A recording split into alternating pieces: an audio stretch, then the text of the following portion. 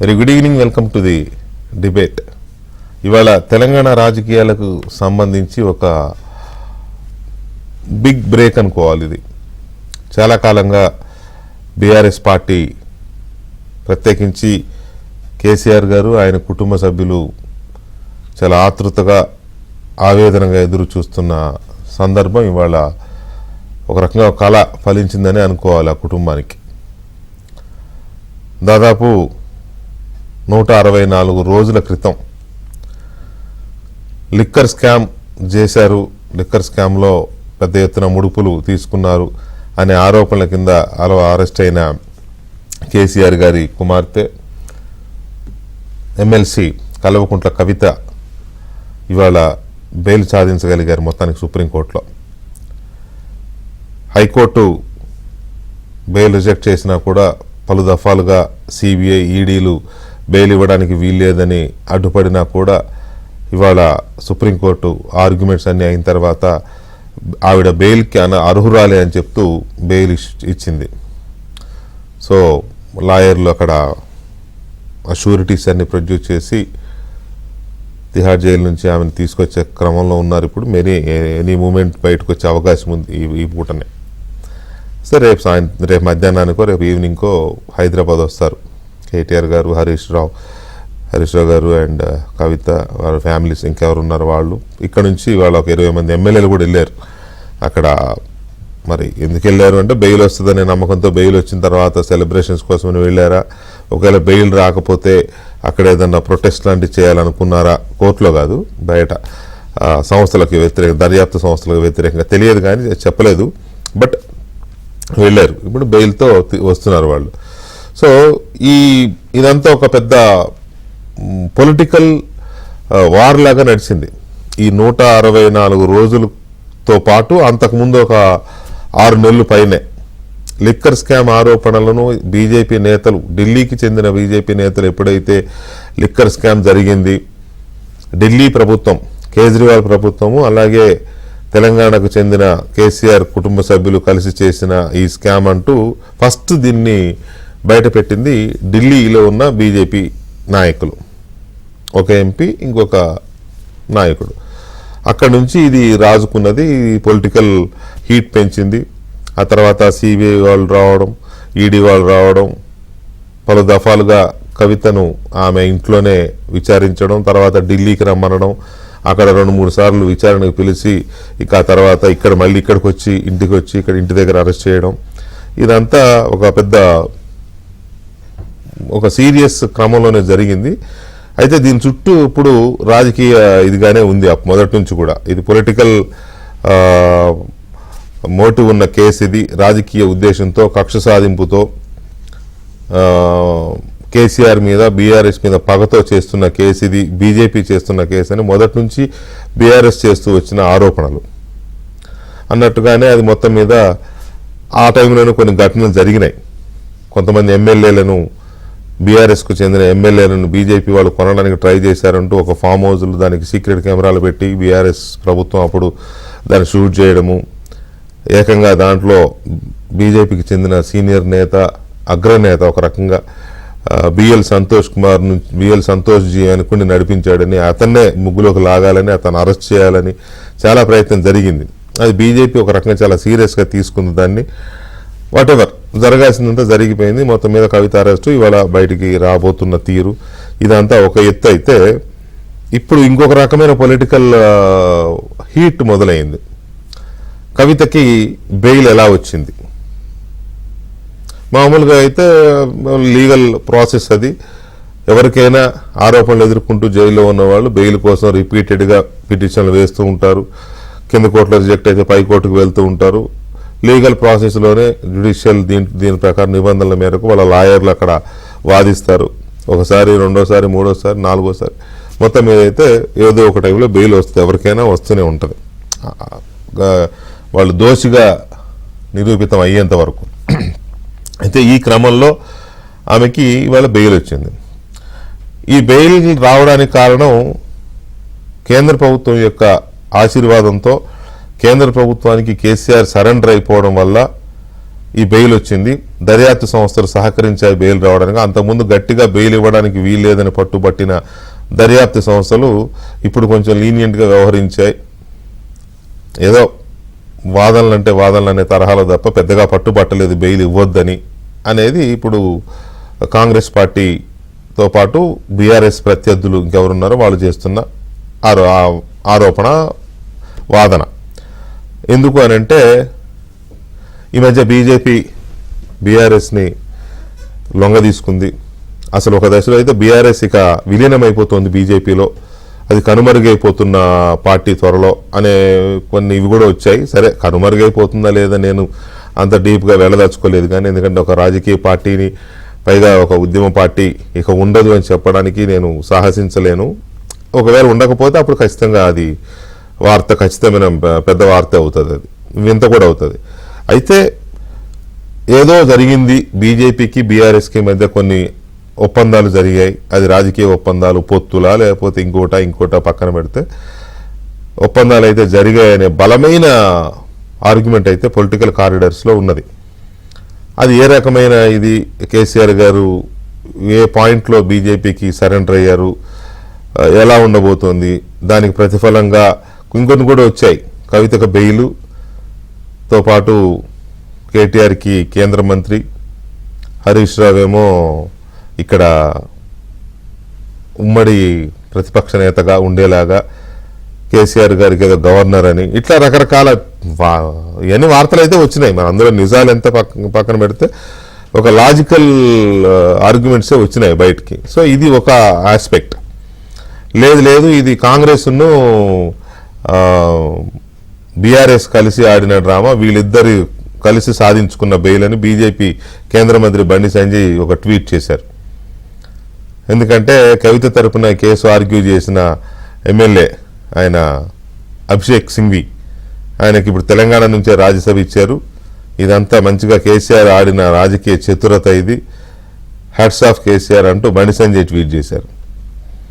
So ఏం జరుగుతుంది అసలు, ఈ బెయిల్ రాజకీయాలపైన ఎలాంటి ప్రభావం చూపే అవకాశం ఉంది తెలంగాణ రాజకీయాలపైన? ఈ కేసు ఇంతటితో ఆగిపోయినట్టనే, బెయిల్ వచ్చింది కాబట్టి కడిగిన ముత్యంలాగా వచ్చామని చెప్పి చెప్పుకుంటున్నారు, చాలా మంది చెప్పుకుంటారు, అది తప్పేం కాదు. కానీ బెయిల్ వచ్చినంత మాత్రాన కేసు ముగిసినట్టు కాదు అనేది కూడా ఒక ఇది మర్చిపోతున్నట్టున్నారు. ఎనీవే, సో దీని మీద మనతో చర్చలో పాల్గొంటున్నారు బీఆర్ఎస్ సీనియర్ నేత, అధికార ప్రతినిధి మన్నె క్రిషాంక్ గారు, అలాగే బీజేపీ శాసనసభ్యులు రాకేష్ రెడ్డి గారు మనతో చర్చలో పాల్గొంటున్నారు. మరి కాసేపట్లో మాజీ ఎమ్మెల్యే, కాంగ్రెస్ మాజీ ఎమ్మెల్యే, ఏఐసిసి కార్యదర్శి సంపత్ కుమార్ కూడా మనతో జాయిన్ అవుతారు.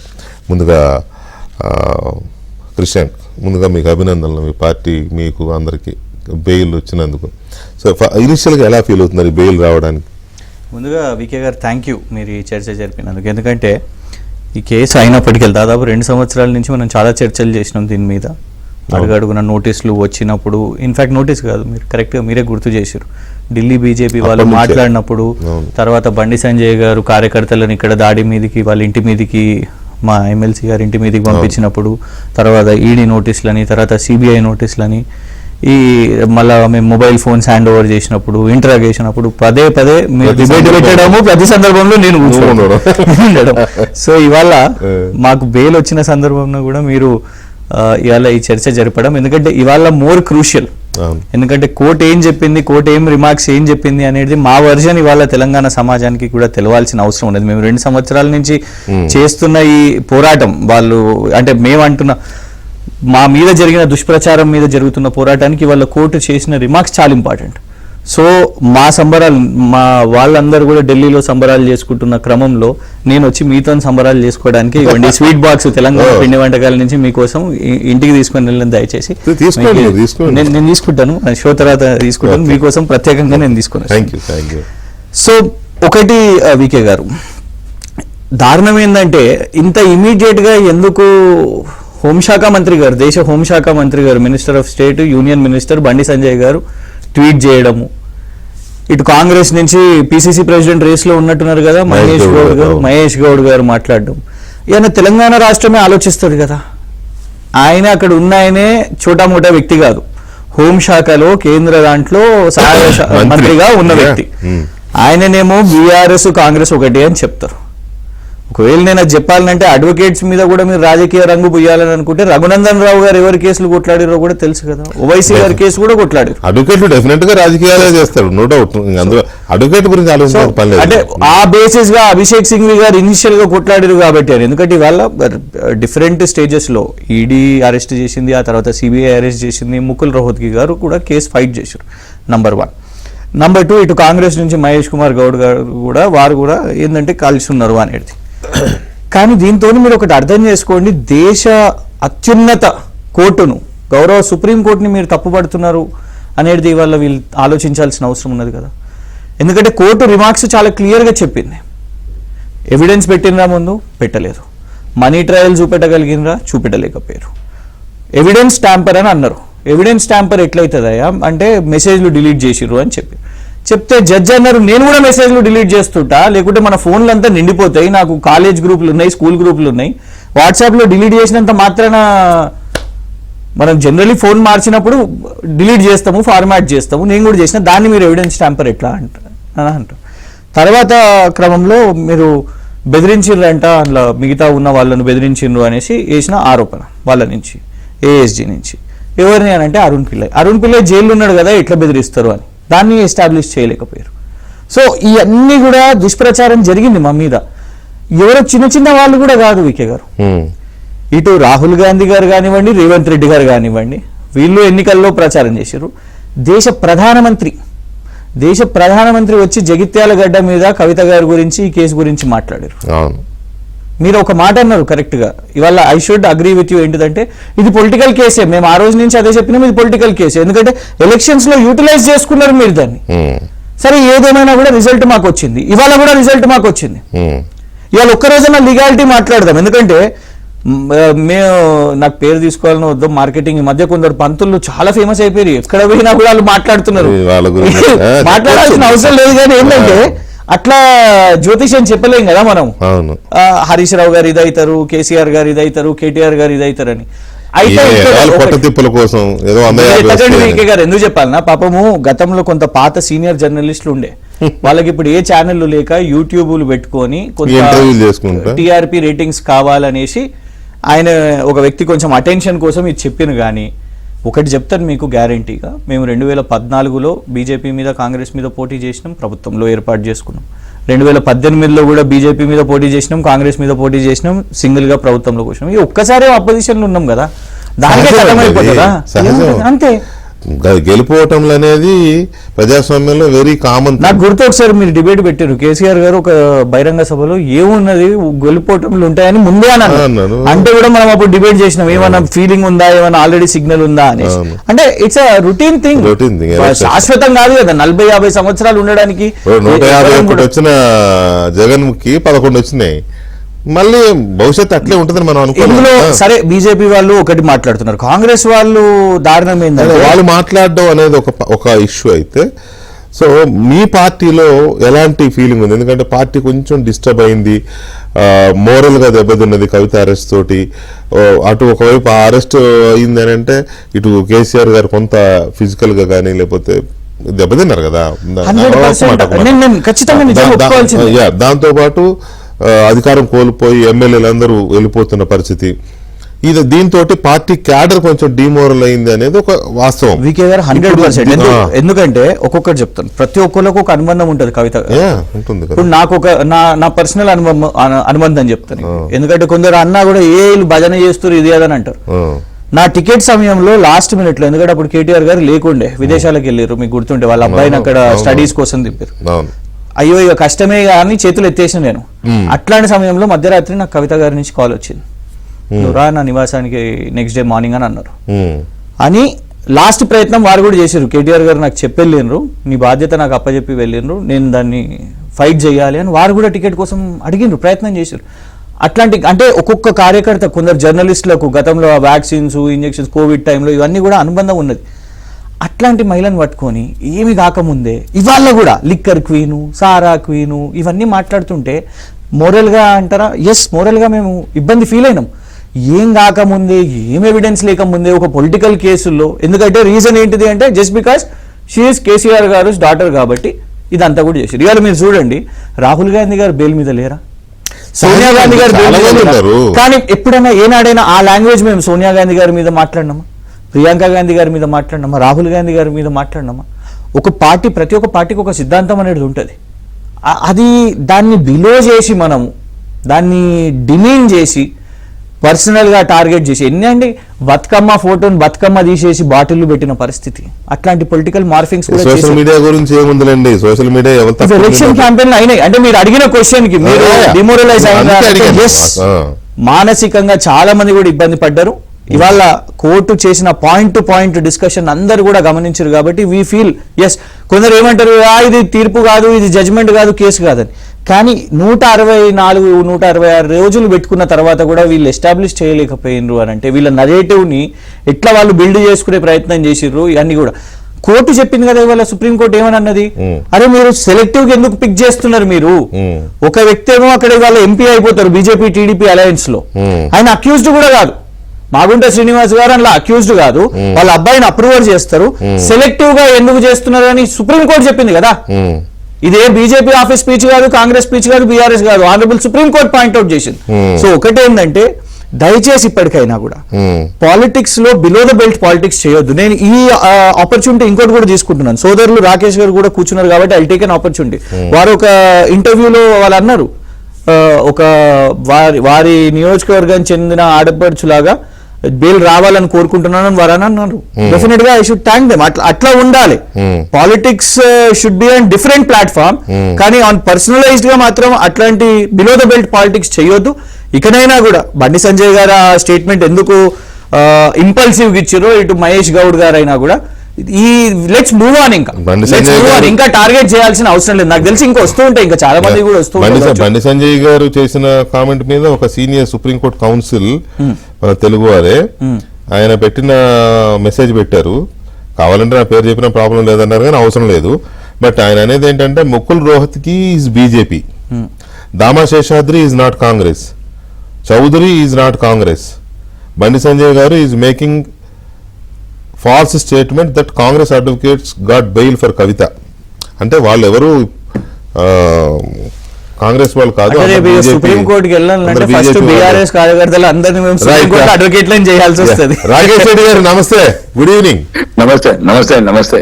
యా రాకేష్ రెడ్డి గారు, సరే ఇప్పుడు ఈ బెయిల్ అనేది ఏ పార్టీతో కుమ్మక్క అయింది ఇది సెకండరీ, కానీ ఈ బెయిల్ లీగల్ కోర్సులో లేకపోతే లీగల్ ఫైట్ లో భాగంగా బెయిల్ వచ్చింది అనుకుంటున్నారా, లేకపోతే రాజకీయపరమైన లాబింగ్ ద్వారా వచ్చింది అనుకుంటున్నారా? లాబింగ్ ద్వారా కోర్టును ఏదో మేనేజ్ చేశారని నేను అనలేదు, కాకపోతే దర్యాప్తు సంస్థలు సహకరిస్తాయి.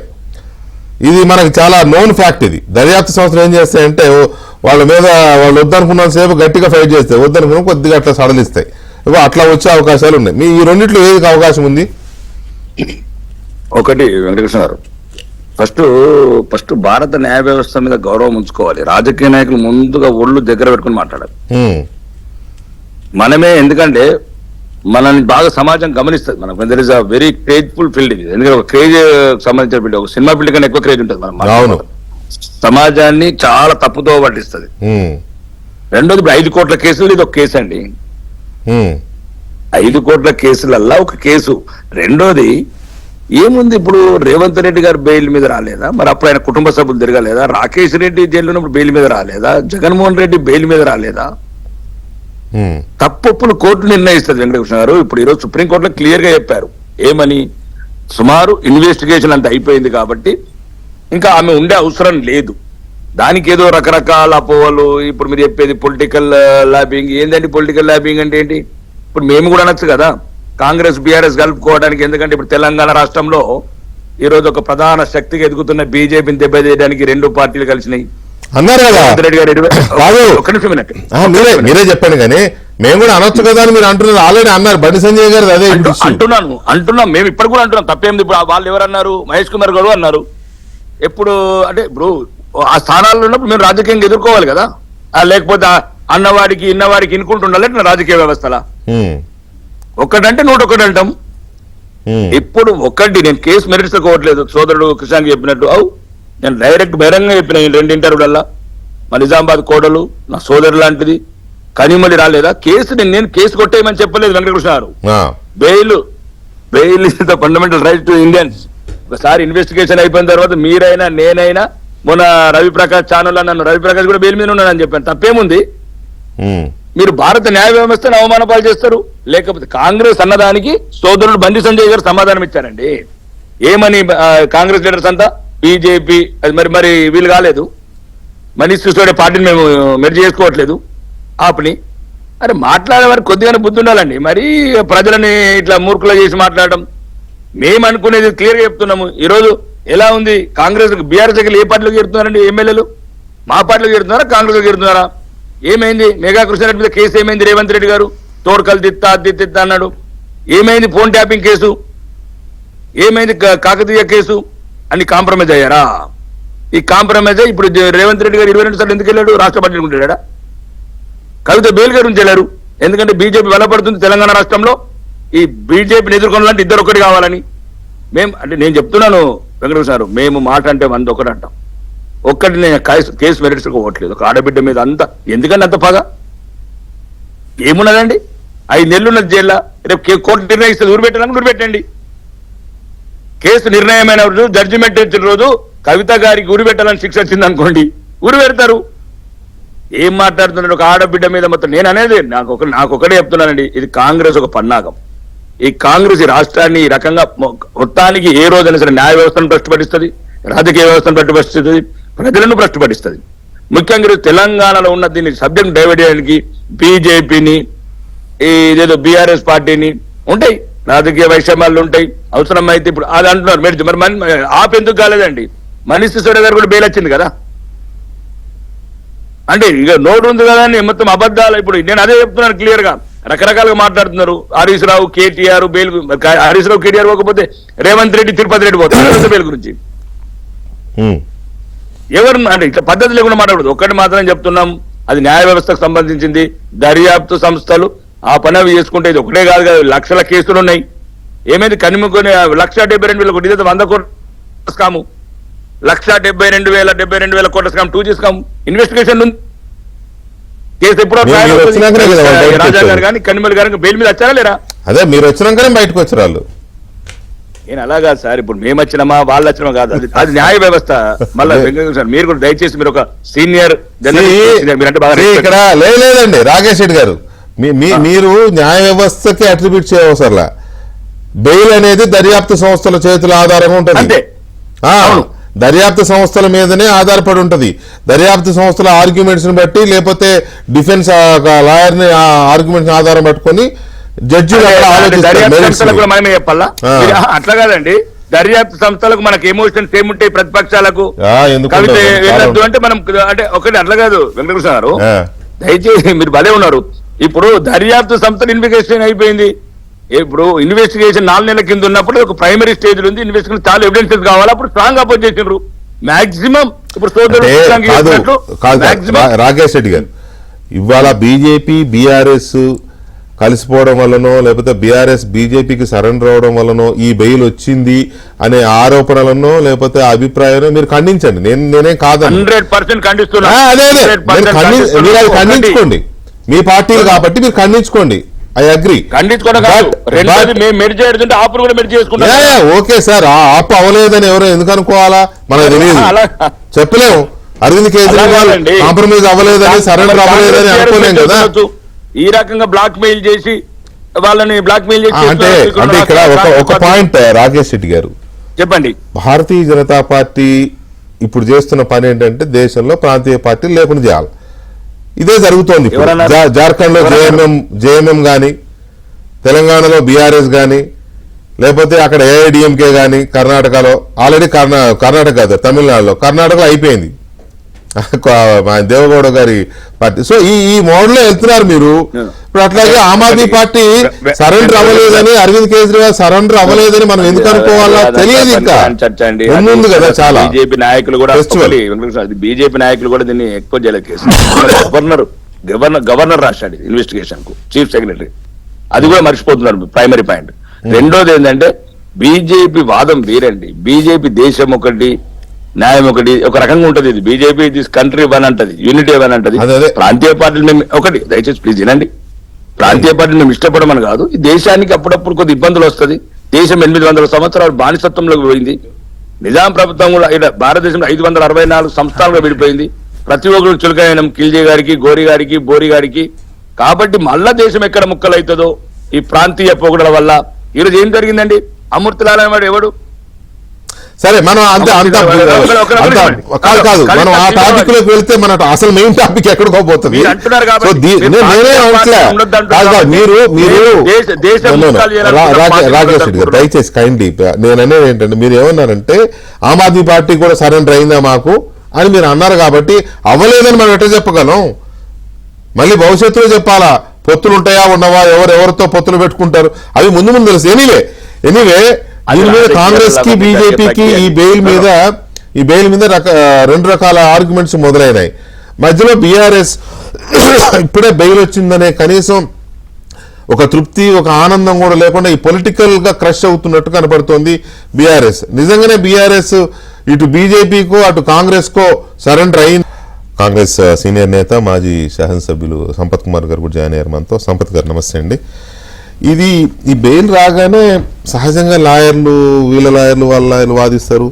ఒక నెలకో, 10 రోజులకో, 20 రోజులకో, 2 నెలలకో, 3 నెలలకో ఇప్పుడోసారి బెయిల్ అయితే వస్తుంది కదా. దీన్ని ఎందుకు పొలిటికల్ కలర్ ఇస్తుంది కాంగ్రెస్ పార్టీ? అంటే బీజేపీ వాళ్ళు కూడా ఇస్తున్నారు, అది మాట్లాడాం, మీరు వచ్చే ముందు డిస్కస్ చేసినాము, మీరు వినే ఉంటారు డ్రైవింగ్ లో. సరే ఎనీవే, కాంగ్రెస్ పార్టీ ఎందుకు దీన్ని పొలిటికల్ కలర్ ఇస్తూ, ఇది మీ మహేష్ కుమార్ గౌడ్ గారు అయితే డైరెక్ట్ ఒక మాట అనేసినారు, బీజేపీలో బీఆర్ఎస్ విలీనం స్టార్ట్ అయింది అని. ఒకటి మీరు అన్నట్లు అడ్వకేట్ల విషయము, రెండవది ఈ బెయిల్ అన్నది విలీనానికి దారితీసిందా, విలీనం కావడానికి ముందు అనేది అయితే పునాది ఇప్పుడు పడలేదు. నా ఉద్దేశంలో పార్లమెంట్ ఎన్నికల కంటే ముందే పునాది పడ్డది. పార్లమెంట్ ఎన్నికల కంటే ముందే మార్చిలోనే అరెస్ట్ కావడం జరిగింది కవిత గారు. అరెస్ట్ అయిన తర్వాత అనేక రకాల చర్చలు, అనేక రకాల డిస్కషన్స్ జరిగిన తర్వాత పార్లమెంట్ ఎన్నికల్లో మాకు మీరు చేయండి, పార్లమెంట్ ఎన్నికల తర్వాత మేము మీకు చేస్తాము అనేటువంటి ఒక మంచి ఉడంబడిక జరిగిన తర్వాత పార్లమెంట్ ఎన్నికల్లో అవునన్నా కాదన్నా, even officially I'm coming out, TRS still is a vibrant political party in Telangana.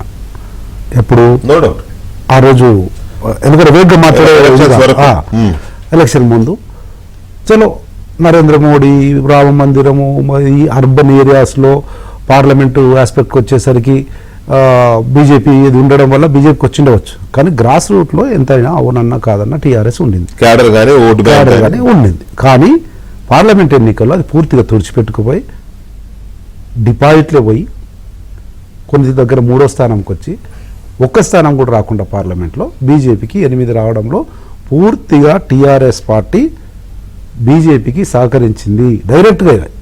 కొన్ని చోట్ల నాయకులే చెప్పారు. Siddipet is example, Gajwel is example, even open secret. కనుక అక్కడ క్విడ్ ప్రోకో లాగా మాకు అక్కడ రాజకీయంగా ఉపయోగపడండి, మీకు ఇక్కడ కుటుంబ పరంగా మీరు అనుభవిస్తున్న మానసిక వేదనకు మేము సహకరిస్తాము అని చెప్పిన మాట వాస్తవము, నిర్వివాదాంశము. ఈరోజు తెలంగాణ రాష్ట్రంలో కానీ ఈ విషయాన్ని నిశితంగా పరిశీలిస్తున్న వాళ్ళు ఎవరైనా కానీ ఈజీగా అర్థం చేసుకోగలిగినటువంటి విషయం. దాని తర్వాత మీరు అన్నట్లు కోర్టుకు దీనికి ఏం సంబంధం, ఇది సంబంధం, అది సంబంధం ఎంత ఏం చెప్పినా కోర్టులో వాదనలు పీపీ గారు, జీపీ గారు, పబ్లిక్ ప్రాసిక్యూటర్ వీళ్ళందరూ వాదిస్తారు కదా ప్రభుత్వం తరఫున. వాళ్ళు వాదించే విధానాన్ని బట్టే ప్రభుత్వం తరఫున కానీ, ఆ డిపార్ట్మెంట్ తరఫున కానీ, ఈడీ తరఫున కానీ, సిబిఐ తరఫున కానీ, లేకపోతే ఈ డ్రగ్స్, లిక్కర్ అంటే వాళ్ళు ఇచ్చే సబ్మిట్ చేసే అఫిడవిటో వాళ్ళు వాదనల మీద డిపెండ్ అయ్యి ఇవన్నీ ఉంటాయి. అంతకుముందు అంత గట్టిగా వాదించిన వాళ్ళు పార్లమెంట్ ఎన్నికల తర్వాత జరిగినటువంటి అనేక పేషీలు అంటారు కదా, కోర్టుల పేషీలు అయితే కదా, వాయిదాల్లో ఎందుకు డైల్యూటెడ్ ఆర్గ్యుమెంట్ చెప్పినారు, ఎందుకు స్లీపింగ్ రిమార్క్స్లకు ఏదో చెప్పి వచ్చినాం కదా మన ప్రజెన్స్ ఏదో చూపించుకొని పోవాలన్నా అంటే ఈ ఉడంబడికలో భాగంగా జరిగినటువంటి పర్యవసానం వల్ల ఈరోజు బెయిల్ వచ్చిందన్నది నిర్వివాద అంశం. కనుక న్యాచురల్గా సంబరాలు చేసుకుంటారు, ఇది చేసుకుంటారు అంటే చలో ఎవరి ఇది వాళ్ళది. సరే బెయిల్ వచ్చింది కాబట్టి డెఫినెట్ గా ఎంతో అంత ఆనందం ఉంటుంది. వాళ్ళకుండే ఒక ఆడబిడ్డ ఇంట్లో నుంచి, నేను కూడా దాన్ని కూడా ఇది కాదండి, ఒక ఆడబిడ్డ న్యాయమా అబద్ధమా, లిక్కర్ కేసులో మేము లేమా, 100 కోట్లు ఇచ్చిరా లేదా అనేది ఆల్రెడీ 6 నెలలు జైల్లో ఉంది, అది కూడా తిహార్ జైల్లో.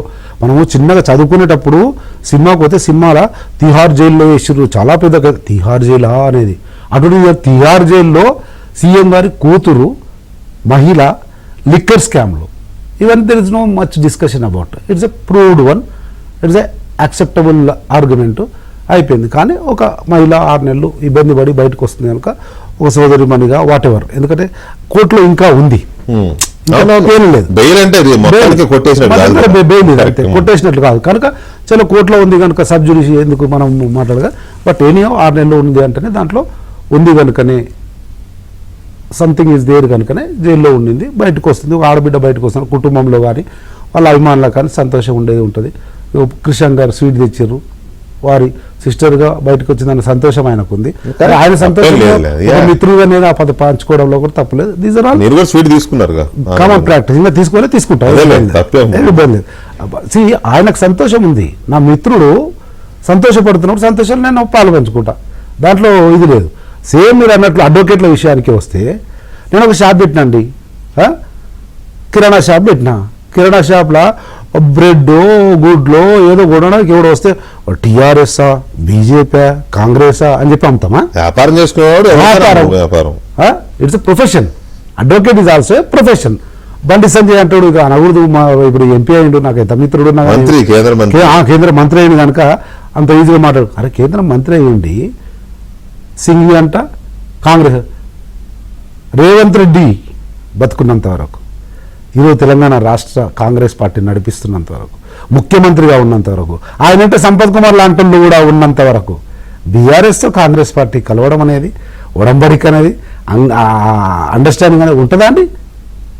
చిన్న గ్రామంలో చదువుకోని పిల్లన్నారు కానీ చెప్తాడు, అసెంబ్లీకే వస్తలేరు కదా. అటువంటిది టీఆర్ఎస్ కు కాంగ్రెస్ కు బండి సంజయ్ కేంద్ర మంత్రిగా ఆ రకంగా మాట్లాడలేకుండే, ఆ రకంగా సింఘ్వి గురించే మాట్లాడితే, Singhvi is a professional advocate from past decades అండి. కేసు వచ్చినప్పుడు దీంట్లో అన్యాయం ఉందండి, మా అమ్మాయి చాలా నిందితురాలు కాదు అని చెప్పినప్పుడు ఓకే ఉండొచ్చు, చేద్దామని చెప్పి చేస్తారు.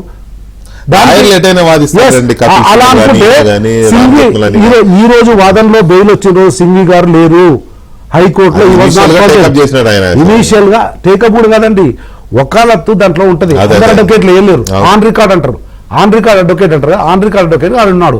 అట్లాంటి ముకుల్ రోహిత్ని ఎవరు ఈరోజు వాదించింది? బీజేపీ పార్టీ పెంచి పోషించి భారతదేశంలో అత్యున్నత న్యాయవాదిగా తీర్చిదిద్ది స్కల్ప్చర్ ఎవరు చేసిరు?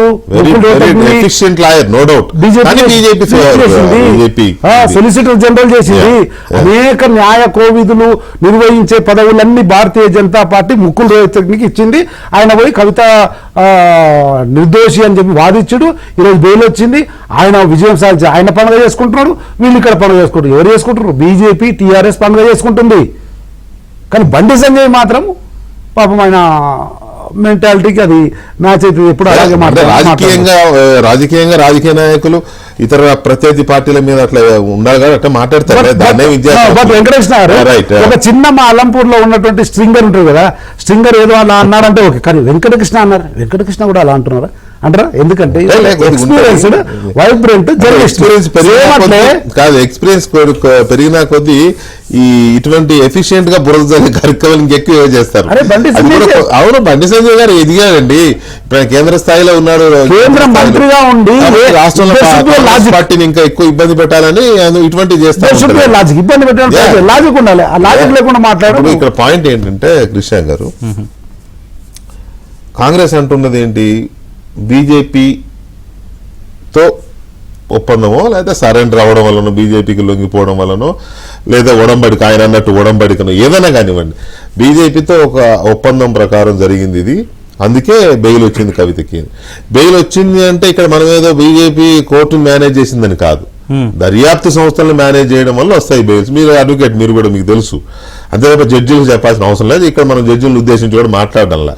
ఓకే, అయితే ఇక్కడ ఏంటంటే నాకు వస్తున్న డౌట్ ఏంటంటే, కవిత గారి మీద ఫస్ట్ ఆరోపణ చేసింది బీజేపీ వాళ్ళు, మీకు గుర్తుంది కదా, అవును. ఢిల్లీలో ఫస్ట్ ప్రెస్ మీట్ పెట్టి లిక్కర్ స్కామ్ బయట పెట్టింది వాళ్ళు బీజేపీ ఇద్దరు నాయకులు. అప్పుడు వాళ్ళు కవిత పేరు కేసీఆర్ కుటుంబం పేరు చెప్పారు. అంటే ఈ కేసులో కవిత గారిని ఇరికించింది బీజేపీ నాయకులే ఆ రోజున. ఓకే, ఇప్పుడు కాంగ్రెస్ చెప్తున్న దాని ప్రకారం విడిపించింది బీజేపీ నాయకులు. కాంగ్రెస్ చెప్తున్న దాని ప్రకారం నేను I'm quoting Congress, not my words. అంటే ఇక్కడ ఇరికించింది బీజేపీ, విడిపించింది బీజేపీ అనుకోవాలనా?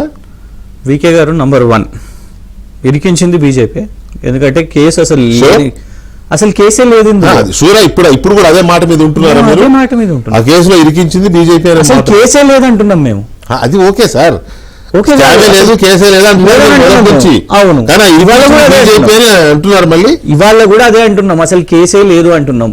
కానీ ఇందులో మొన్నటి వరకు అరెస్ట్ చేయండి అని అడిగింది కాంగ్రెస్ వాళ్ళు. రేవంత్ రెడ్డి గారు అడిగారు కదా, అరెస్ట్ చేయండి అని అడిగారు. నేను కాంగ్రెస్ వాళ్ళని అడుగుతున్నా, ఎన్ని రోజులైతే మీ ఈగో సాటిస్ఫాక్షన్ అయితే చెప్పండి. కవిత గారు ఎన్ని రోజులు జైల్లో ఉంటే మీ ఈగో సాటిస్ఫై అవుతుంది? మరి రాహుల్ గాంధీ గారికి బెయిల్ వచ్చింది, కోర్టు మేనేజ్ చేసుకున్నందుకే కోర్టులో బెయిల్ వచ్చిందా? సోనియా గాంధీ గారికి కూడా కోర్టును మేనేజ్ చేసినందుకే బెయిల్ వచ్చిందా? ప్రియాంక గాంధీ గారి మీద కూడా భూ కబ్జా కేసులు ఉన్నాయి కదా, ఎందుకు అరెస్ట్ కాలేదు? మేనేజ్ చేసుకుంటున్నారు కాబట్టి వచ్చిందా? మేమేనాడు కవిత గారు క్షమాపణ అయితే చెప్పలేదు కదా కోర్టుకి, మేము బీఆర్ఎస్ అయితే చెప్పలేదు కదా. Rahul Gandhi's unconditional apology to supreme court in Rafale case requests top court to drop proceedings.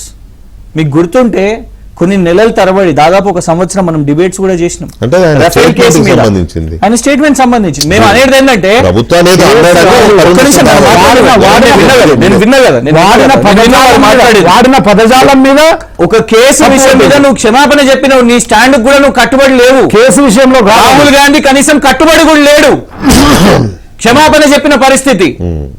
ఇవాళ మీరు చేస్తున్నది కూడా కంటెంప్ట్ ఆఫ్ కోర్ట్. అది కాంగ్రెస్ వాళ్ళకి తెలవాలి. సేవ్ కాన్స్టిట్యూషన్, సుప్రీంకోర్టు ఉన్నది అనేది మీరే మాట్లాడుతుంటారు కదా, మరి ఇవాళ కాన్స్టిట్యూషన్ మీకు కనీసం గౌరవం లేదా? నేను అనేది ఏంటంటే, గౌరవ కాంగ్రెస్ నాయకులందరూ కూడా మీ దగ్గర ఆధారాలు ఉంటే ఇంప్లీడ్ అవ్వండి ఈ కేసులో. మీ దగ్గర ఆధారాలు ఉన్నాయని చూపెట్టి మళ్ళీ జైలుకు పంపుతారా? మేము సిద్ధంగా ఉన్నామండి.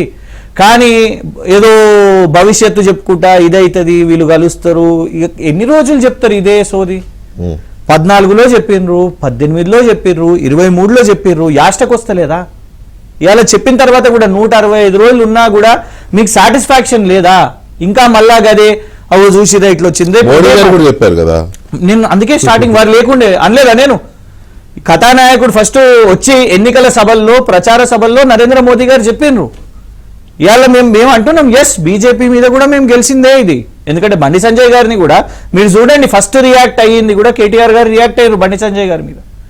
ఒక హోంశాఖ సహాయ మంత్రిగా ఉన్న వ్యక్తి మీరు ఇట్లా మాట్లాడడం కరెక్ట్ కాదు, ఇది కంటెంప్ట్ ఆఫ్ కోర్టుగా తీసుకోవాల్సిన అవసరం ఉన్నది అని మేము చెప్పినాం. కాంగ్రెస్ నాయకులు ఎవరు మాట్లాడలేదు, కాంగ్రెస్ నాయకులు ఎవరు పోటీ చేయలేదు దీని మీద. దాన్ని ఎట్లా మాట్లాడుతున్నారో అని వాళ్ళు అనలేదు. సో నేను అనేది ఏంటంటే, ఒక మహిళను అడ్డు పెట్టుకొని ఎందుకు ఇది బిలో ద బెల్ట్ పాలిటిక్స్, మన భాషలో చెప్పుకోవాలంటే చిల్లర రాజకీయాలు ఇది. అగో అవుతుందంట కలిసి ఉంటారంట, వీళ్ళు కలిసిపోతారంట. మేమైతే బడాబాయ్ చోటాబాయ్ అని అనలేదు కదా. మా అంటే వీళ్ళు ఏమని అంటారు ఎప్పుడు, మీరు బిల్లులకు సపోర్ట్ చేసిరని. జిఎస్టీ బిల్కి మన్మోహన్ సింగ్ గారు కూడా సపోర్ట్ చేసిరండి. కాశ్మీర్ బిల్లు విషయం మీద దీపేందర్ హూదా గారు కూడా సపోర్ట్ చేసిరండి, right hand of Rahul Gandhi. అయితే ఒకటైపోయినట్టేనా? ఇది ఒక్కటి ప్రచారం చేసుకుంటా చేసిరు ప్రచారం. కానీ ఇవాళ ఎస్టాబ్లిష్ చేయలేకపోతున్నారు. ఎందుకు? మీరు ఇట్లనే చెప్పినా కూడా 165 days we have been in jail, మీరు ఎవిడెన్స్ పెట్టలేకపోయినారు. రేపు ఏమైతుంది? మీరు ఇదే సోకాల్డ్ సిస్టమ్స్ గురించి, ఇన్స్టిట్యూషన్స్ గురించి మాట్లాడే రాహుల్ గాంధీ గారు అండ్ కాంగ్రెస్ పార్టీ ఇవాళ మీరు సుప్రీంకోర్టు మీద నమ్మకం లేకుండా చేస్తున్న పరిస్థితి, సుప్రీంకోర్టుని అనుమానించే పరిస్థితికి తీసుకొని వచ్చారు. నేనేమంటానంటే, అరవింద్ కేజ్రీవాల్ గారికి స్వాగతం పలికిరు, డికే శివకుమార్ గారికి బెయిల్ వచ్చింది. నేనేమంటున్నానంటే, వేరే కేసులో కాదు సార్, దర్యాప్తు సంస్థల్ని కంట్రోల్ చేయడము, మేనేజ్ చేయడము అనేది ఈజ్ వెరీ మచ్ పాసిబుల్. ఇక్కడ మన సిఐడీలు, మన రాహుల్ గాంధీ గారు చేసి అదే సార్ అయి ఉండొచ్చు. దర్యాప్తు సంస్థల్ని కంట్రోల్ చేసుకోవడమో, లేకపోతే మ్యానిపులేట్ చేసుకోవడమో, లేకపోతే అధికారంలో ఉన్న ప్రభుత్వాలతో మాట్లాడుకొని టోన్ డౌన్ చేసుకోవడమో కేసెస్, ఇది తెలియదు కాదు కదా. అంత మాత్రాన ఇక్కడ కామెంట్ చేసినంత మాత్రం కోర్టుకి అట్రిబ్యూట్ చేసినంత మాత్రం అవ్వదు కదా. దర్యాప్తు లేదు, దర్యాప్తు కాదా? సంస్థల తీర్పు కోర్టు కదా, తీర్పిస్తారండి. On basis of the arguments ఇస్తారు కదా. That's what I am saying. On basis of the arguments That's what I am saying. Argument, అదే కదా అనేది కూడా. That's what I am saying. Basic-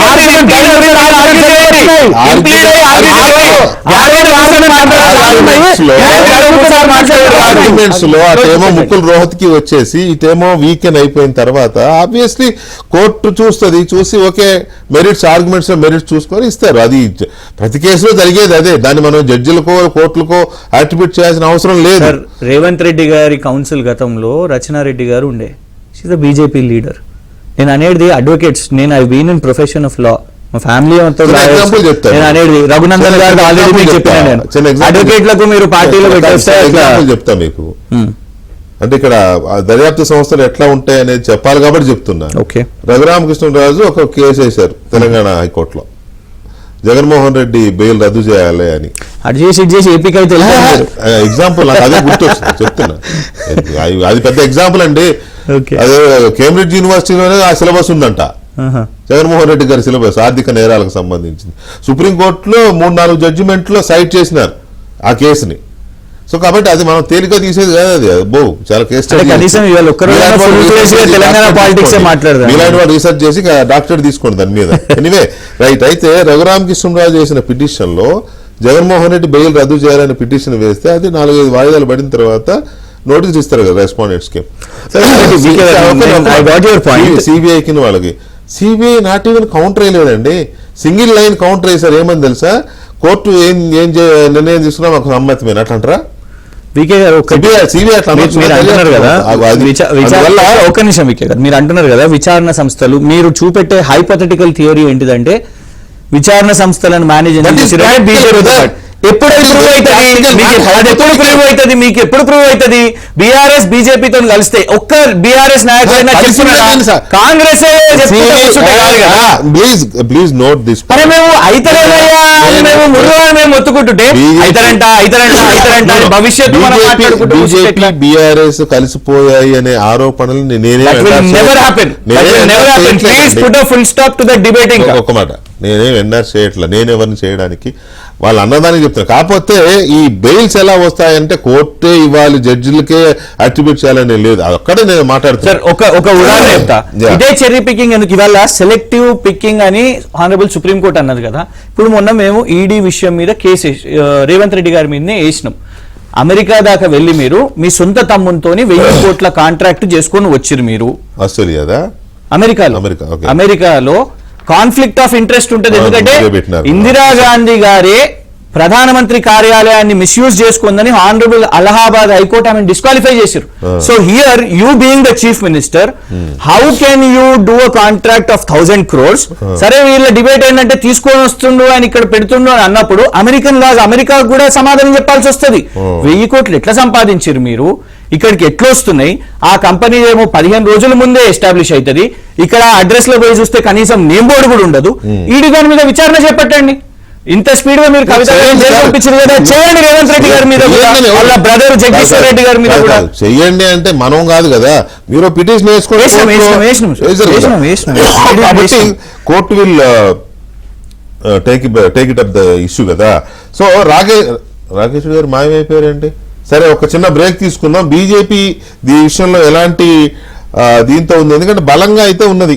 ఎలక్షన్లో ఒక రకంగా చెప్పాలి అని అంటే ఒక ప్రధానమైన ప్రచారాస్త్రం బీజేపీ బీఆర్ఎస్ ఒక్కటే అనే ప్రచారం బాగా జరిగింది మొన్న పార్లమెంట్ ఎలక్షన్స్లో కానీ అంతకుముందు తెలంగాణ అసెంబ్లీ ఎలక్షన్స్లో కానీ.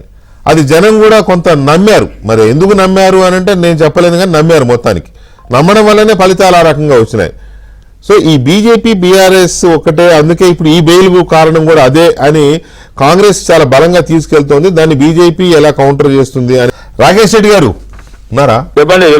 యా, రాకేష్ రెడ్డి గారు, ఇప్పుడు మనకి తెలంగాణ అసెంబ్లీ ఎలక్షన్స్ లో అంటే మీరు ఎమ్మెల్యేగా అప్పుడు పోటీ చేశారు కాబట్టి అప్పుడు జరిగిన ప్రచారం కూడా ఇదే మేజర్గా, బీజేపీ బీఆర్ఎస్ ఒకటే, బీఆర్ఎస్ కోటేసినా బీజేపీకి పోతుంది అనే కదా మేజర్ ప్రచారం కాంగ్రెస్ పార్టీ చేసింది. మొన్న పార్లమెంట్ ఎలక్షన్స్లో కూడా అదే గట్టిగా జరిగింది. కారణాలు ఏమైనా కూడా బీఆర్ఎస్కి 1 సీటు కూడా రాలే, మీకు 8 వచ్చినాయి, వాళ్ళకి 8 వచ్చినాయి. సో ఈ సిచ్యువేషన్లో ఇప్పుడు ఇది ప్రజలు ఇంకా బలంగా నమ్మే అవకాశం అయితే ఉంటుందా అని అనిపిస్తోంది కాంగ్రెస్ చేస్తున్న ప్రచారాన్ని. కవితకు బెయిల్ వచ్చింది, బీజేపీతో ఒడంబడిక చేసుకోబట్టే వచ్చింది అనే ప్రచారాన్ని ప్రజలు నమ్మే అవకాశం లేదంటారా? అంటే ఒక్క నిమిషం, ఇప్పుడు వెంకటకృష్ణ గారు ఆ, 8 మంది ఎమ్మెల్యేలు గెలిచినప్పుడు అన్నారు, మరి అట్లా కూడా అప్పుడే 80 మందికి ఎత్తున్నాం కదా. ఇట్లా కాంగ్రెస్ లాగా మోసపూరిత వాగ్దానాలు చేసి హిందూ ధర్మానికి ద్రోహం చేసే పక్కన నుంచి ముస్లిం మైనార్టీని రెచ్చగొడితే మేము అప్పుడే గెలిచేవాళ్ళం కదా, మా హిందువులను మీరు ఆ రెచ్చగొడతాం. పని చేయలేదులే. ఇప్పుడు please listen my words. Yeah yeah Khammam సభలో గౌరవనీయ ఇప్పుడు ప్రస్తుత వ్యవసాయ శాఖ మంత్రి గారు ఏమన్నారండి? కాంగ్రెస్ పార్టీ అంటే ముస్లింల పార్టీ. మరి మా పార్టీ ఏదండి దేశంలో? ఉమ్, మన పార్టీ ఏది? మీరు హిందువు అనుకుంటే నేను మన పార్టీ ఏది? ఉమ్, ఒకటి అంటే ఎటువంటి తప్పుడు వాగ్దానాలు చేసి ముస్లింస్ అంతా మసీదులలో నమాజులు చేపించి జమాతే ఉలామా లాంటితో లెటర్లు ఇప్పించేసి ఏందండి దారుణం? కాంగ్రెసే పట్టుకున్న ఈ దేశానికి క్షణండి ఇది. ఒక్కటి చెప్తున్నాను దయచేసి, ఇప్పుడేనండి మీరు ఇప్పుడున్న ప్రస్తుత ముఖ్యమంత్రి పిసిసి ప్రెసిడెంట్ కావచ్చు, ఇప్పుడు వచ్చి 2 సంవత్సరాలు సీనియర్ నాయకులన్నీ ప్రకటన చేయండి. కాళేశ్వరం స్కామ్ కావచ్చు, మిషన్ భగీరథ కావచ్చు, మిషన్ కాకతీయ కావచ్చు, టెలిఫోన్ ట్యాపింగ్ కావచ్చు, డ్రగ్స్ సినిస్టార్స్ అండ్ డ్రగ్స్ కేసెస్ కావచ్చు, నయూం డైరీస్ కావచ్చు, కోకాపేట్ ల్యాండ్స్, ఇవన్నీ రేవంత్ రెడ్డి గారు కేసు వేశారండి హైకోర్టులో. ఏమైంది రేవంత్ రెడ్డి గారు? మీకు మీ చేతి అనుకుతున్నదా? బీఆర్ఎస్ తో కుమ్మక్కయ్యావా? మెగా కృష్ణారెడ్డి సూట్ కేసులు అన్ని మొత్తం మంది ఢిల్లీకి వెళ్ళిపోయినాయా? ఏమి మనకూడదా? ఉన్నది ఒక్క పార్టీ దేశం గురించి, ఈ ధర్మం గురించి, ఈ రాష్ట్రం గురించి ప్రజలను చైతన్యపరుస్తున్నామండి మేము. వీళ్ళిద్దరు తోడు ఇట్లాంటి చీకటి ప్రణాళిక చేసిన వీళ్ళు ఏ రోజు నారాయణ మళ్ళీ ఇదేమిటి నారాయణ పెట్టుకోవడం కాదు, మళ్ళీ మెగా కృష్ణారెడ్డి ఎందుకు వచ్చాయి? మెగా కృష్ణారెడ్డి గురి పెడుతున్నాడు కదా రేవంత్ రెడ్డి. మాజీ ముఖ్యమంత్రికి ఆ కుటుంబానికి చెర్లపల్లి జైల్లో డబుల్ బెడ్రూమ్ కడుతున్నాడు కదా. ప్రజలు పిచ్చోళ్ళు అనుకుంటున్నారా? మొన్న జరిగిన పార్లమెంట్ ఎలక్షన్ లో రిజర్వేషన్లు తీసేస్తారని, ముస్లింలను దేశంలోకి వెళ్ళి వెళ్ళగొడతారని ఒక రాజ్యాంగ విరుద్ధమైన ఒక దేశ ద్రోహులు మాట్లాడిన మాటలు మాట్లాడిన రాష్ట్రంలో అయినా ప్రజలు అనుకున్నారు ఈ కాంగ్రెస్ ఉంటే కడగండ్లు కన్నీళ్ళే ఈ ప్రజలకు, ముఖ్యంగా హిందువులకు. ఈ కాంగ్రెస్ వల్లనండి ఆడ షేక్ రషీద్ గెలిచిండు బారాముల్లాలంటే. ఎవరు షేక్ రషీద్? 2 లక్షల గెలుపుతాడు కాంగ్రెస్ అనుకోండి. దేశాన్ని ముక్కలు చేద్దామన్నాడు, ఆయుధాలతో పట్టుబడ్డాడు, ఆయుధాలకు పెట్టుబడి పెట్టినాడు. ఎవరి అమృతపాల్? మరి మనం అంత మనం అదే అంటాం. అంటే ఓకే, రాకేష్ రెడ్డి గారు నేను మిమ్మల్ని ఆపట్లే, దయచేసి నేను మిమ్మల్ని ఆపట్లే. ఒక బౌండరీ పెట్టుకుందాం. మన రాజకీయాలు తెలంగాణ రేవంత్ రెడ్డి గారు ఎందుకు ముద్దించుకుంటున్నారు? ఏమైంది? ఫస్ట్ ప్రెస్ మీట్ ఎవరు? ఉత్తమ్ కుమార్ రెడ్డి గారు, మేజర్ ఇరిగేషన్ మంత్రి గారండి, కాళేశ్వరం పెట్టారు. అసలు ఈ కాళేశ్వరం కట్టేదే కాదు, 1,00,000 కోట్ల డబ్బు తెలంగాణ ప్రజల వృధా అయింది అన్నారు. ఎల్ఎన్టీ కాంట్రాక్టర్స్ పిలిచి అడుగుతే వాళ్ళు ఏమన్నారు? మాకు సంబంధం లేదని డ్రాయింగ్స్ అన్ని ఫామ్ హౌస్ లో గీశాడు పెద్ద ఆయన. ఎటువైనాయి చర్చలు, ఎటువైనాయి? అదొక్కటి. ఒకవైపు ఇన్ని అవినీతిని, ఇన్ని అడ్డుకట్టలు వేసుకుంటా అదే టెలిఫోన్ ట్యాపింగ్, భార్య బిడ్డలు తిన్నారు, సినిమా స్టార్లు తిన్నారు, ప్రభాకర్ రావు ఇది చేసిండు, దేశద్రోహం చేసిండు. ఎటువైపు ప్రభాకర్ రావులు, ఆ రావులు, ఈ రావులు? రేవంత్ రెడ్డి ఎగిరినావు కదా, 2 ఏళ్లు ఎగిరినావు కదా తుపాకీ రాముల్లాగా. ముఖ్యమంత్రి గారు ఏమన్నాడండి?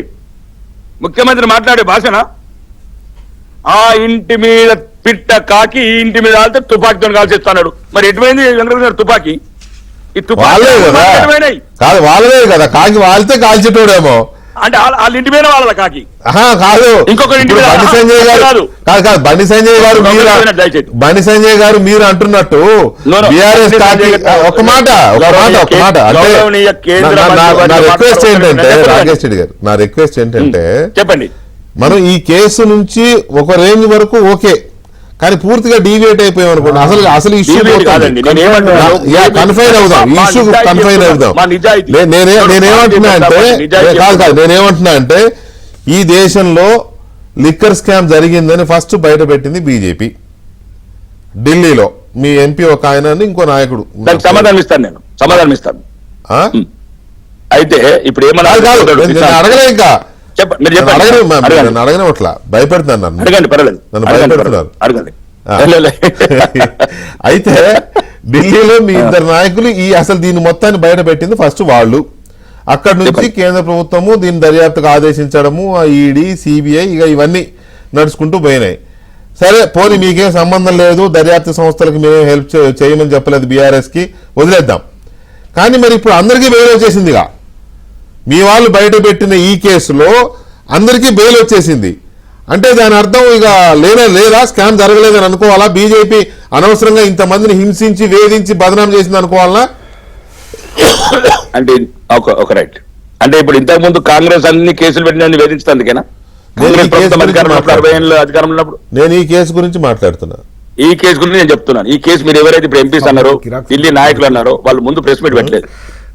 ఎప్పుడైతే ఈ లిక్కర్ స్కామ్ గురించి అక్కడున్న లెఫ్టినెంట్ గవర్నర్ గారు, అక్కడున్న చీఫ్ సెక్రటరీ, ముఖ్యంగా చీఫ్ సెక్రటరీ డౌట్ వచ్చింది ఫస్ట్. అదొక స్కామ్, ఒక క్లియర్. ఇది తర్వాత బీజేపీ రెస్పాండ్ అయింది. ఇంకా ఒక విషయం, ఇప్పుడు సోదరుడు అన్నట్టు క్రిషాంక్ బీజేపీ కేసు వెళ్ళినప్పుడు ఉదాహరణకు అప్పుడు మాకు ఉదాహరణగా ఫ్రెండ్షిప్, ఒక ఫ్రెండ్లీ పార్టీ ఉండేది వైఎస్ఆర్ కాంగ్రెస్ కొద్దిగా ఆంధ్రాలో. మరి మాగుంట రాఘవేంద్రండి, మాగుంట శ్రీనివాసరెడ్డి కొడుకే కదా. అవును. రెండోది ఎవరు అప్పుడున్న ప్రేమస్ రాజ్యసభ్యుడు ఫ్లోర్ లీడర్ విజయసాయి రెడ్డి గారు అల్లుడు శరత్చంద్రారెడ్డి గారు, ఆయనను కూడా అరెస్ట్ చేసినాం కదా. ఒకవేళ ఇది కక్ష తీసుకోవాలా కవితమ్మ మీద అన్నప్పుడు వీళ్ళ మీద కక్ష ఎందుకు తీసుకుంటామండి? మూడోది ఎవరండి బుచ్చిరెడ్డి? Auditor, కవితగా auditor. అతను బండి సంజయ్ గారు ఆడిటర్ కాదు.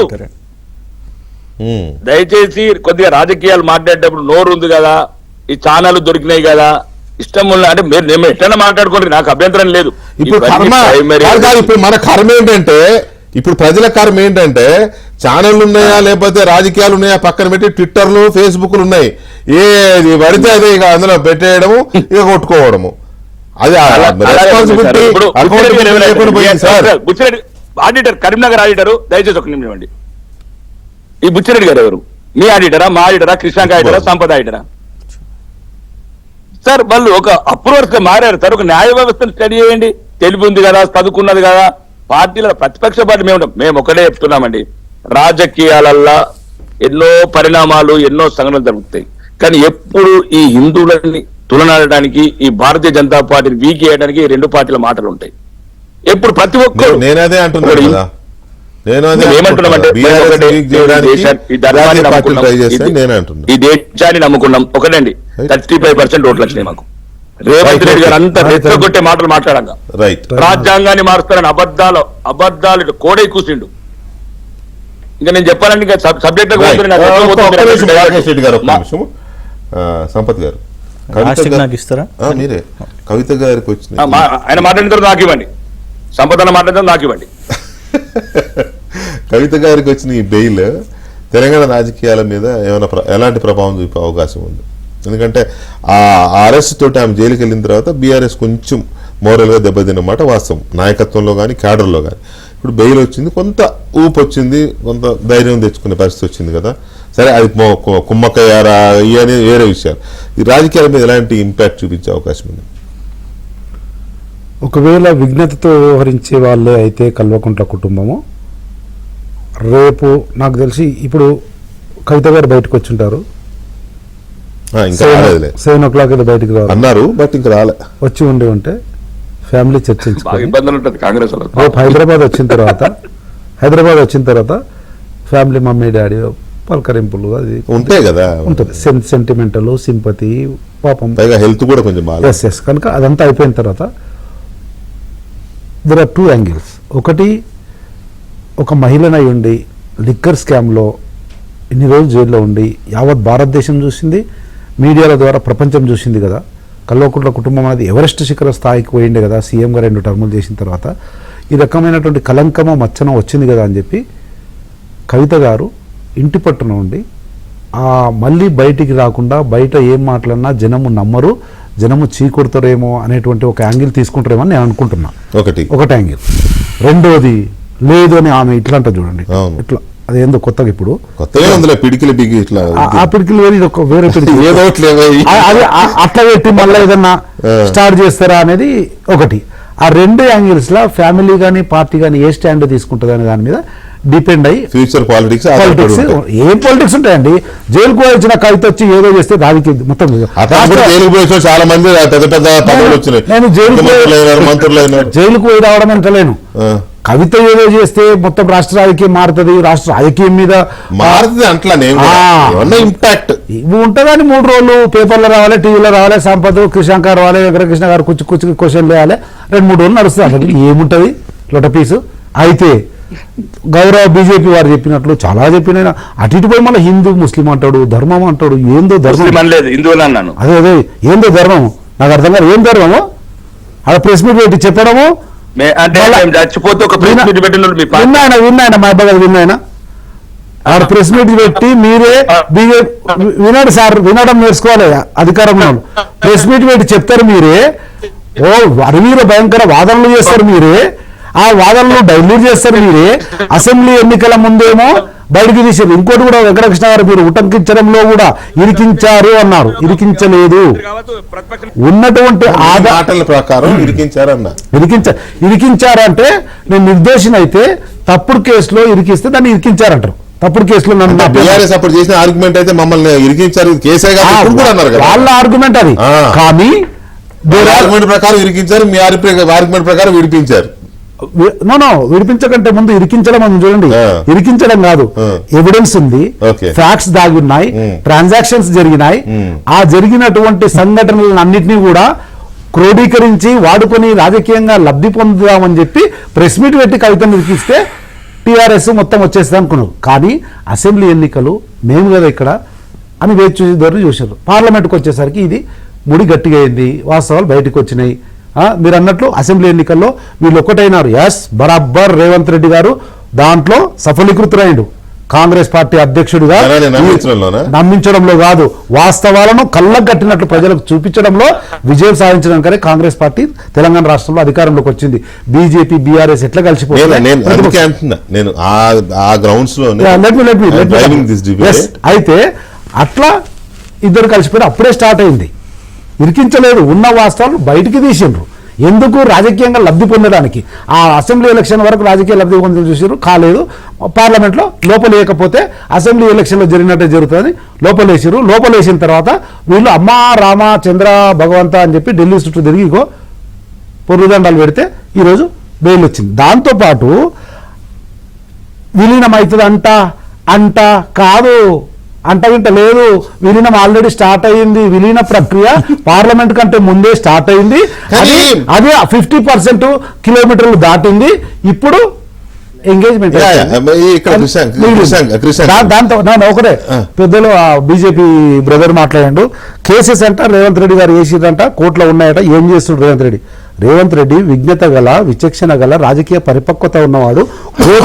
కోర్టులో ఉన్నది ముఖ్యమంత్రి సంతకం పెడితే కాదండి, కోర్టులో ఉన్నవి కోర్టు చెప్పినప్పుడు బరాబర్ తుపాకీ గ్రామానికి చూస్తారా రేవంత్ రెడ్డి తుపాకీ ఎట్లుంటారు? ఇప్పుడు పేలుతుంటే కనబడుతున్నాయి, బుల్లెట్ కనబడుతున్నాయి. బరాబర్ తుపాకీ రేవంత్ రెడ్డి తుపాకీ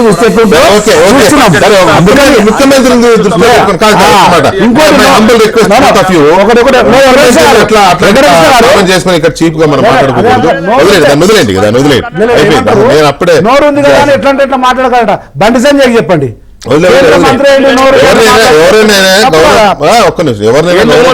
మాట్లాడుకోవాలి. బండి సంజయ్ గారైనా ఒక్క నిమిషం సార్, రాకేష్ రెడ్డి గారు ప్లీజ్. బండి సంజయ్ గారినైనా, రేవంత్ రెడ్డి గారినైనా, మోదీ గారినైనా, కేసీఆర్ గారినైనా గౌరవప్రదంగానే సంపాదించుకుందాం. కృష్ణ గారు అన్నారు 14లో కానీ 18లో కానీ 23లో కానీ ప్రతిసారి బీజేపీ టీఆర్ఎస్ ఒకటే అని చెప్తూనే ఉన్నారు అన్నారు కదా. మీరేమైనా మారినరా? సరే ఓకే, అది నమ్మిండ్రు కనుకనే ఈ రోజు కాంగ్రెస్ పార్టీ అధికారంలోకి వచ్చింది. బరాబర్ జనం నమ్మిండ్రు అండి. 100% యాక్సెప్టెడ్ ఇన్ ద పబ్లిక్. ఈ క్యాంపెయిన్ ఏదో కంటిన్యూ అయ్యేటట్టు కనపడతా ఉంది. సరే, బీజేపీ ఏమో మిమ్మల్ని కాంగ్రెస్ వైపు చూస్తా ఉంది. కాంగ్రెస్ ఏమో ఎలక్షన్ల ముందే మొదలు పెట్టింది మిమ్మల్ని బీజేపీలో తోసేయడానికి. అది విజయవంతంగా అప్పుడు ప్రజల్ని నమ్మారా తెలియదు నాకైతే, కానీ మొత్తం మీద ఏదైతే వర్కౌట్ అయింది వాళ్ళకి కదా. సో ఇప్పుడు ఈ బెయిల్ తోటి ఇంకొంచెం బలంగా ఇచ్చేసే అవకాశం ఉంది. దీని నుంచి బయటపడే వ్యూహం బీఆర్ఎస్ దగ్గర ఏమన్నా ఉందా? సార్, ఇంగ్లీష్ లో ఒక సామెత ఉన్నది, you can pool 1 at 1 time, 2 at 2 times, but not all at all times. వీళ్ళు కేంద్రం నుంచి వచ్చే వాళ్ళు తెలంగాణకి ఏం చేస్తలేరు కాబట్టి వాళ్ళకి కావాల్సిన అజెండా ఇవి. అందుకే ఎన్నికల ప్రచారంలో ఇవి టార్గెట్ చేశారు. ఓకే, ఇక్కడ ఉన్న వాళ్ళకి కూడా 420 హామీలు ఇచ్చారు వీళ్ళు, గ్యారెంటీలు కూడా ఇచ్చారు. అవి చెప్పుకోలేక వాటి గురించి మాట్లాడలేక డైవర్షన్ గా ఇవి మాట్లాడుతూ ఉంటారు. ఊకే ఇవి మాట్లాడుతుంటే తెలంగాణ ప్రజలు విఘ్నులు, తెలంగాణ ప్రజలకు కూడా బోరు కొట్టేస్తుంది. అరే ఇది తప్ప ఇంకేదైనా మాట్లాడండి అని అంటారు. ఏదో ఒక రోజు అయితే ఫుల్ స్టాప్ పడుతుంది కదా, రేపు మళ్ళీ ఎన్నికలు వచ్చినప్పుడు మళ్ళీ సింగిల్ గా మేము నిలబడ్డప్పుడు అప్పుడు ఇక్కడనే కూర్చొని ఏమైందా మీరు చెప్తున్న అలయన్స్, విలీనము, మర్జరు, రకరకాల పదాలు చెప్పారు కదా, ఏమైంది అని చెప్తాం. మేము ఇదే పోరాడుతూనే ఉంటాం కదా. మీరు ఇవాళ చూడండి, నేను ఇప్పటికీ కేంద్రం గురించి మాట్లాడుతూనే ఉన్నా, బీజేపీ గురించి మాట్లాడుతూనే ఉన్నా, మోదీ గారు కూడా ఇది ఎత్తిరు ఎన్నికల లాభం కోసం అని నేను ఎత్తిన. ఇందులో ఇంకో క్రూషియల్ పాయింట్స్ ఉన్నాయి. మీరు ఇప్పుడే అన్నారు, ఇద్దరు వారు అక్కడ పెద్దలు కూర్చున్నారు, సిట్టింగ్ ఎమ్మెల్యే, వీరు ఎక్స్ ఎమ్మెల్యే, ఏఐసిసి కార్యదర్శి కూడా. మీరు ఒక మాట మాట్లాడారు, I have to condemn that. మన చట్టం ఏం చెప్తుంది, until and unless proven guilty ఎవరిని కూడా నువ్వు అనలేవు. మీరు మోరల్ సర్టిఫికేట్ పర్టికులర్లీ మహిళల విషయం మీద మనం చాలా జాగ్రత్తగా ఉండాలని అన్న దయచేసి మహిళల విషయం మీద సర్టిఫికేట్ ఇవ్వలేము. కలంకం ఉంది, ఇంట్లో కూర్చుంటే నయ్యం. దయచేసి మీరు బీజేపీ లాంగ్వేజ్ మాట్లాడకండి. బీజేపీ వాళ్ళు కూడా అందరు కాదు, కొందరు నన్ను మాట్లాడినివ్వండి. క్యారెక్టర్ అసాసినేషన్ మీరు అడ్డం పడకండి. నేను ఓపికగా పిన్ డ్రాప్ సైలెన్స్ తో క్యారెక్టర్ అసాసిన్ చేసిరు మీరు. బీజేపీ వాళ్ళు కూడా సోనియా గాంధీ గారిని, నేను కాదు బీజేపీ వాళ్ళు కూడా, నువ్వు ఇటలీలో బార్లో పనిచేస్తుండే ఇవన్నీ అని కూడా అన్నారు. ఆమె రాజకీయం వదిలేసుకొని ఇంట్లో కూర్చున్నదా? కాదు కదా, నిలబడ్డది. మహిళల గురించి మాట్లాడినప్పుడు మీరు ఇట్లా లిక్కర్ వ్యాపారం చేసిర్రా, ఇదే అంటే అజెండా సెట్ చేయడం. కోర్టు చెప్పలేదు, ఎవిడెన్స్ ఉంటే ముందు పెట్టండి. నేను అనేది మీరు ఇంప్లీడ్ అవ్వండి. కాంగ్రెస్ జాతీయ పార్టీ కదా, మిమ్మల్ని ఎవరు ఆపిండ్రు? కోర్టు ఇచ్చిన తీర్పుని కూడా ఇవాళ మీరేమంటున్నారు, జడ్జులను, అడ్వకేట్లు ఇవి మాట్లాడారు కదా. నేను ఒక క్రూషియల్ సబ్జెక్ట్ ఎత్తుతాను నేను, ఎందుకంటే వారు కాళేశ్వరం కేసు గురించి పెద్దలు ఎమ్మెల్యే గారు మాట్లాడారు, బీజేపీ ఎమ్మెల్యే గారు. మరి కాళేశ్వరం దాంట్లోనే మీరు, ఎందుకంటే ఇప్పుడు అయిపోయింది ఒక సబ్జెక్టు, కవిత గారిని జైల్లో వేయాలనుకోరు, వేసిర్రు, ఇలా బయటకు వచ్చింది ఆమె కొట్లాడు. ఇప్పుడు నెక్స్ట్ టార్గెట్ ఎవరు? కేసీఆర్ గారిని జైలుకు పంపాలి, ఇది నెక్స్ట్ అజెండా.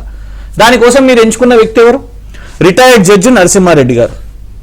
మొత్తం దేశంలో ఉన్న వాళ్ళందరికీ తెలుసు, ఆర్ఎస్ఎస్ కి భారతీయ జనతా పార్టీకి వారికి ఉన్న సంబంధం అందరికి కూడా తెలుసు. ఇందులో వేరే రహస్యమే లేదు. మీరు వారిని ఎవరు? కాంగ్రెస్ ప్రభుత్వం వారిని చైర్మన్ గా తీసుకొని వచ్చేసారు, సుప్రీంకోర్టు తీసేసింది.